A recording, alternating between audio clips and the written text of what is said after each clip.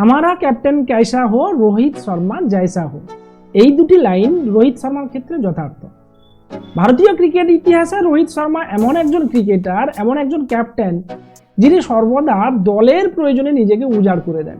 দলের প্রতি তার যে ডেডিকেশন বা দলের জন্য নিজের যে স্বার্থত্যাগ, এ কারণেই কিন্তু তিনি সমস্ত ক্রিকেট সমর্থকদের হৃদয়ে যে এক্সট্রা একটা জায়গা করে নিতে তিনি সমর্থ হয়েছেন, সেটা বলার জায়গা রাখে না। ভারতীয় দল অস্ট্রেলিয়ায় প্রথম ইনিংসটা বেশ বাজে রকমভাবেই ব্যাটিং করে, কিন্তু প্রথম ইনিংসে জসপ্রীত বুমরা তার আগুন ঝরানো বোলিংয়ে ভারতীয় দলকে কিন্তু কামব্যাক করায়।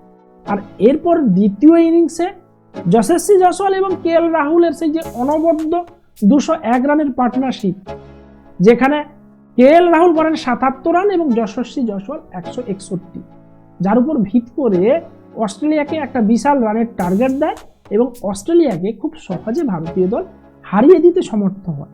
আর এরপরে প্রশ্ন ওঠে রোহিত শর্মা দলে ফিরলে তিনি কোন পজিশনে ব্যাট করতে আসবেন।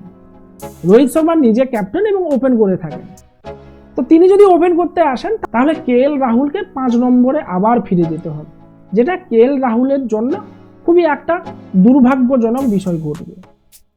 এটা হয়তো কেএল রাহুলের প্রতি একটা আনফেয়ার হয়ে যাবে, কিন্তু রোহিত শর্মা বস অন্য জিনিস, যিনি সর্বদা দলের স্বার্থে নিজের ক্রিকেট প্রতিভা বা নিজের ক্রিকেট জীবনটাকে উৎসর্গ করে দিয়েছেন। তিনি কি কোনো অন্যায় করতে পারেন তার সতীর্থের সঙ্গে? না, তিনি অন্যায় করলেন না।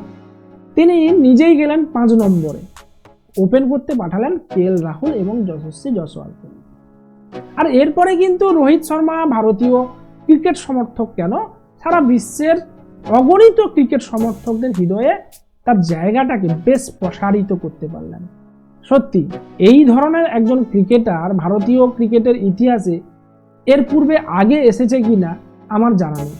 আপনি রোহিত শর্মার এই স্বার্থত্যাগটাকে কেমনভাবে দেখছেন অবশ্যই কমেন্ট বক্সে কমেন্ট করুন। আর রোহিতের জন্য অবশ্যই তো একটা লাইক করবেন এবং ভিডিওটিকে শেয়ার করবেন। চ্যানেলে নতুন হলে চ্যানেলটাকে সাবস্ক্রাইব করতে ভুলবেন না। দেখা হচ্ছে নেক্সট ভিডিওতে। জয় হিন্দ।